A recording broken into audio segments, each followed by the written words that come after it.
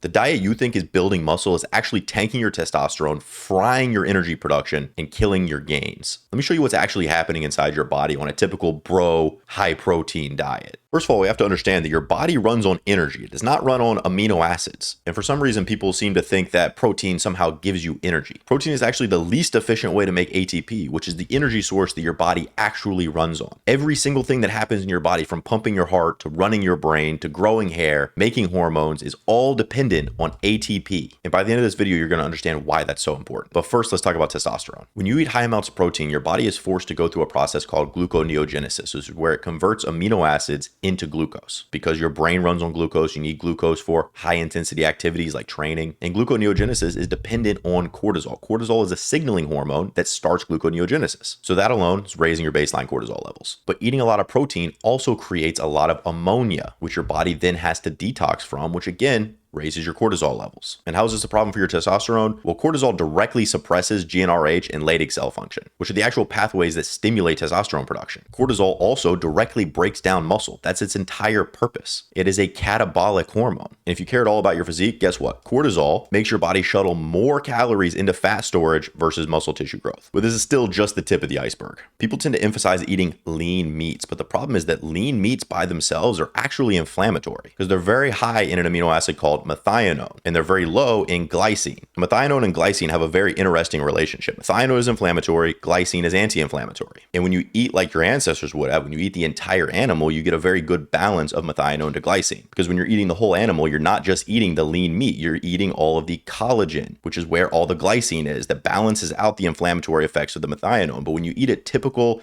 bodybuilder, bro, high protein diet, you're almost always just eating the lean cuts that are high in methionine and have no glycine. And it's also very popular in these bro diets to eat high protein and low carb. And the problem is that carbohydrates are where your body actually produces ATP, which is what we just talked about. ATP is the actual energy source that your body runs on, not protein. Carbohydrates are what actually makes your mitochondria produce this energy that then goes into your testosterone production, building muscle mass, keeping your body fat low. When you eat less carbs, you end up with less energy, which means less recovery, less muscle growth, less calories burned, worse sleep, brain fog, lower testosterone, all the things that you want for a muscular physique, all the things that you want if you're training hard, come from eating more carbs, not more protein. And all of this comes together at the thyroid. Your thyroid is the master regulator of your metabolism. It's what actually signals your mitochondria to make energy. And all the factors, the cortisol, the inflammation, the low carbohydrates, all of those absolutely cook your thyroid function. Your cortisol rises. Low carbs in your diet means you can't convert the inactive T4 to the active thyroid hormone T3 in the liver. And the inflammation from the high methionine further suppresses your thyroid function, which then leads to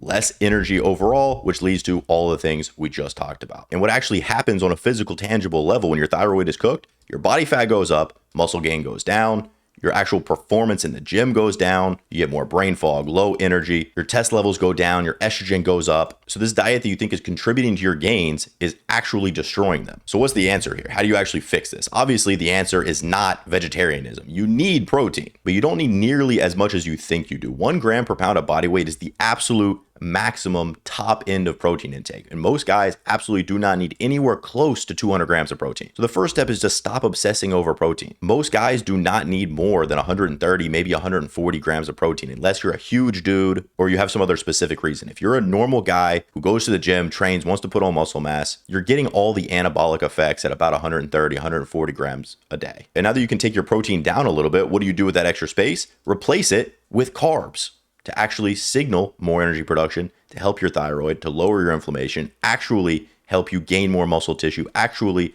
help you raise your testosterone and lower your estrogen levels. And when you do actually eat meat, eat cuts of meat that have more collagen and connective tissue in them. Instead of going for the super lean cuts, go for the fattier cuts, the cuts that have a lot of connective tissue. This is gonna get you the glycine that's going to counteract the inflammation from the methionine. It's going to help protect your gut. It's going to lower your cortisol levels. And in most cases, it's going to taste better. And lastly, get more of your protein from dairy and less of it from muscle meats. Milk, cheese, yogurt. The minerals and calcium are going to help protect your energy production, help stimulate your thyroid, and you're still able to get protein from it. And if you want to go deeper into fixing your diet, if you want to go deeper into optimizing your energy production, this is exactly what we talk about in my school community.